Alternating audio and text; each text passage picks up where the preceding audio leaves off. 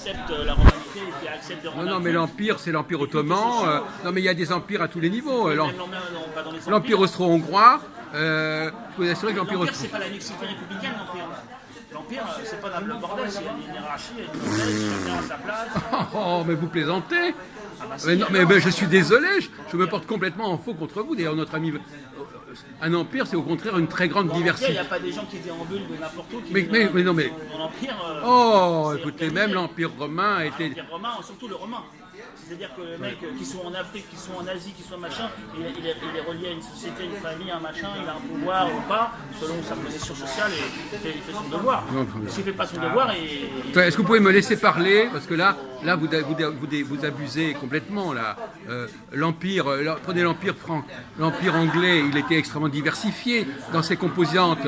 Dites pas n'importe quoi. L'Empire français également. L'Empire austro-hongrois, il y avait au moins une dizaine de nationalités. Vous dites n'importe quoi. Qu'il puisse y avoir même l'Empire ottoman.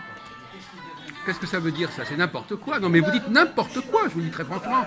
Vous avez une vision complètement folle de l'Empire. L'Empire, bien sûr qu'il y a une idée d'ordre, etc., mais c'est très relatif. C'est très relatif. Oui, voilà. Merci pour les raisins et les abricots. Oui, vous avez des empires après, après la Révolution. Mais non.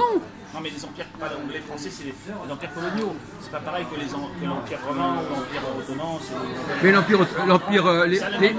Mais et même les Arabes, l'empire musulman, les Arabes, les musulmans, ils ont créé un empire. Et au sein de cet empire, il y avait des peuples très différents. Non, mais vous ne comprenez pas que... Non, mais il y avait un certain ordre. Non, mais peu importe, un certain ordre, oui, mais c'est rien du tout, cet ordre. L'ordre, ça veut dire quoi? Que les communautés doivent se respecter, je ne sais pas quoi. Ça va pas plus loin. Il n'y avait pas d'homogène. Un empire, c'est pas homogène. Bon, non, mais... Hein? Oui, mais c'est des empires. La différence, c'est que c'est basé sur des nations. C'est-à-dire que le peuple romain, c'est des nations. C'est-à-dire c'est des communautés, des communautés de gens. C'est racial d'un ancêtre commun. Oui. Par exemple, je sais pas moi, tel groupe turc, tel groupe machin. Mais non, quand un empire s'étend, il intègre des populations les empires modernes, là, les empires après la Renaissance, tout ça, c'est des empires d'individus, de collectifs d'individus. C'est pas tout à fait pareil. Là, c'est des empires de nations. C'est-à-dire que c'est chaque nation, elle a sa place dans l'empire et elle doit rendre des comptes et elle a des droits et des devoirs dans son empire. Oui. Et c'est le Romain qui dirige parce que c'est la Rome qui a tout créé. Oui, mais ça n'empêche pas, une très grande diversité des populations. Une diversité des populations, mais c'est pas pareil. Chacun a sa place, avec des relations de bonne entente ou des fois de guerre, puisque l'Empire romain et puis comment il s'appelle l'autre là, celui qui était tout le Maghreb, la Tyr, Sidon et compagnie là. Phéniciens. Non, ceux qui ont attaqué avec les éléphants, là. Ils ont failli battre l'Empire, ils ont pas réussi, passé par les... Hannibal, Eux aussi, c'est un empire. Et eux, c'est les ennemis des... Carthage, voilà. Carthage contre Rome, voilà, c'est les grands empires qui s'affrontaient, voilà. Et les deux étaient organisés aussi, d'une certaine manière. Oui, mais alors, ne croyez pas que cette organisation ne permettait pas une très grande diversité des populations. Bon, écoutez, on ne va pas pinaguer. Non, écoutez, franchement, aucun historien ne vous suivra là-dessus. C'est vrai, c'est un empire, c'est divers, mais c'est un empire, c'est plusieurs nations qui sont... Mais c'est pour ça que je vous dis. Qui sont conquises. C'est pour ça que je vous dis. Bon, alors c'est ça que je suis en train de vous dire depuis toujours. La notion d'empire va à l'encontre de cette idée que vous présentez de l'homogénéité nationale. Bon, et nous, notre empire, ce que nous arrive actuellement, c'est la conséquence de notre histoire impériale, bien évidemment. Et il faut l'assumer, cet empire. Hein?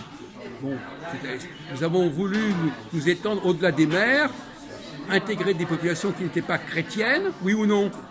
Oui, non, mais maintenant, je dirais qu'on est dans une phase de dissolution, ce qu'on appelle la dissolution, une sorte de dissolution, de désintégration des sociétés européennes, à tous les niveaux. Non. Parce qu'il n'y a pas que l'immigration et puis la permanence de gens qui sont ici, qui sont des réfugiés ou des trucs comme ça. Il n'y a pas que ça, c'est un problème aussi, bien sûr.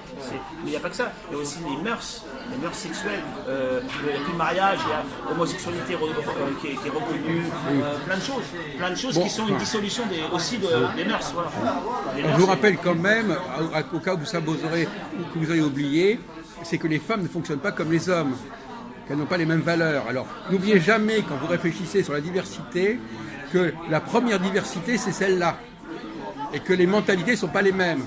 On vient de parler des mentalités des esclaves et des seigneurs, c'est pas les mêmes. Mentalité des femmes et des hommes, c'est pas les mêmes. Et celle-là, ça s'ajoute à d'autres diversités qui sont relativement moins importantes.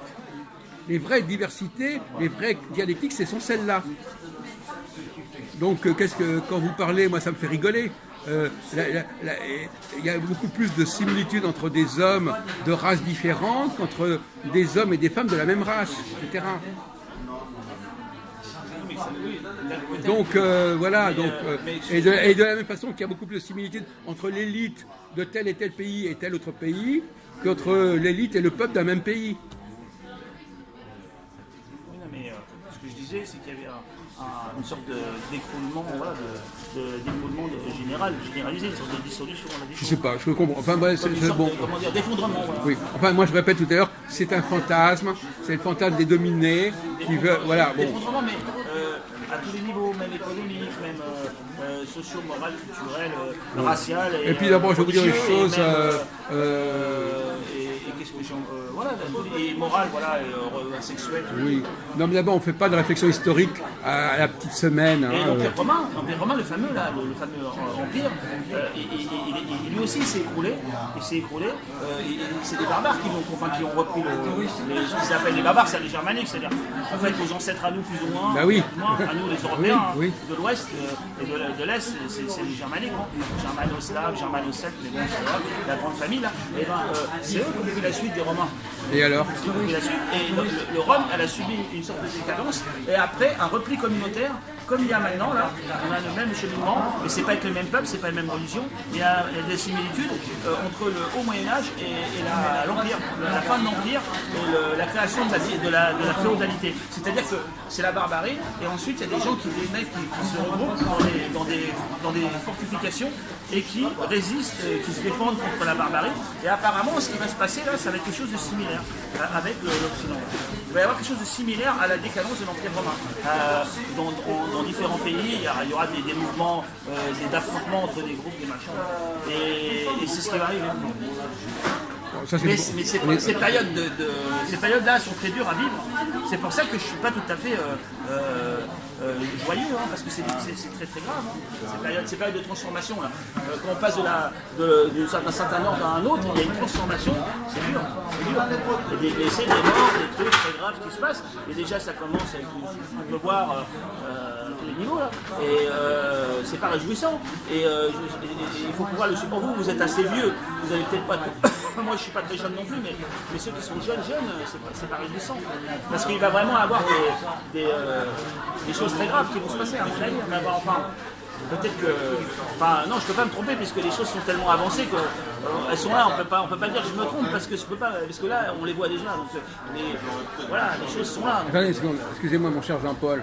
Il faut bien comprendre que... je ne sais pas si vous avez une théorie cyclique des choses, mais vous êtes peut-être influencé par ce qui se passe depuis combien de temps? Depuis 2-3 ans, par exemple?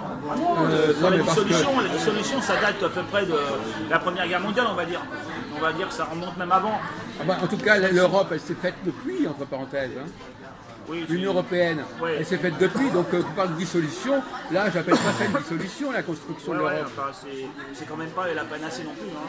Oui, enfin, en tout cas, ça va à l'encontre de ce que vous dites. Bah, c'est surtout des regroupements économiques entre des commerçants, des choses comme ça, mais l'Europe militaire elle n'existe pas, l'Europe sociale encore moins, puisque là c'est tout à fait l'inverse qui se passe, puisqu'il y a des pays qui ne payent pas, qui envoient leurs ressortissants, par exemple les oui, mais ça se fait sur des périodes. Ça. On peut très bien dire on peut très bien dire exactement l'inverse. On peut très bien dire que les choses vont prendre tournure. On peut exactement prendre le contre-pied exact de ce que vous dites. Bon, ils ont fait une monnaie unique quand même, voilà, ils ont fait certaines choses. Bah oui. Mais ça a l'air assez artificiel quand même, on dirait un peu comme un gadget, plus que comme des institutions fondamentales et tenaces. On dirait un peu un gadget, quelque chose d'un gadget d'enfant, d'un truc bonus là, qui sort d'un paquet bonus et qui va au premier moment où vous l'utilisez vraiment, il casse. D'ailleurs, c'est ce qui se passe puisqu'il y a le Brexit, c'est tout ce bordel. Enfin bon, ça n'a pas l'air de bien marcher. J'ai peur que ça soit voilà, on verra bien, mais en ce moment c'est en train de régresser là. Non mais depuis un an, Hein? Depuis un an, vous êtes polarisé par ce qui se passe depuis un an. Il y a un an, on n'aurait pas parlé de la même façon déjà. Il n'y avait pas l'histoire de Trump avec le commerce. Bon, donc vous êtes complètement, vous croyez que ce qui se passe actuellement, ça va forcément aller toujours comme ça. Alors que, non, mais vous n'avez aucune connaissance des cycles. Il y a des cycles, il y a des moments où certaines choses se font, ou s'arrêtent, ou se truc comme ça. Bon, alors, il faut avoir un peu de maturité par rapport à tout ça. Bon, qu'actuellement, on puisse tenir des discours comme ça, je le comprends, vu ce qui se passe actuellement, mais en tirer un prétexte pour projeter ça sur l'avenir, il faut être un petit peu spécial, hein, dit très franchement. Il ne faut pas abuser de la bonne volonté des gens. Effectivement, on peut comprendre actuellement, disons, voilà, vous dire actuellement c'est comme ça. Et comme vous n'avez aucun outil intellectuel pour savoir quel est l'ordre des choses et comment les choses évoluent, donc vous projetez forcément sur l'avenir la situation actuelle. Est-ce qu'il y a une alternance des choses, mon vieux?